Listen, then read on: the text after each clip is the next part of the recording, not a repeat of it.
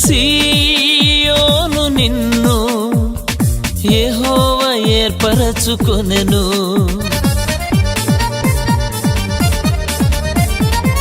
తనకు నివాస స్థలముగా నిన్నే కోరుకొనెను. నిత్యము విశ్రమ స్థానముగా ఉందువని సెలవిచ్చెను.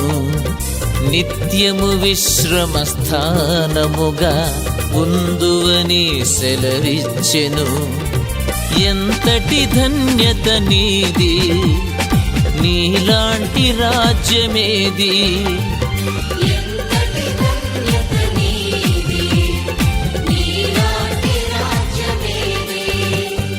ఓ యెరూషలేమా, దేవుని పట్టణమా,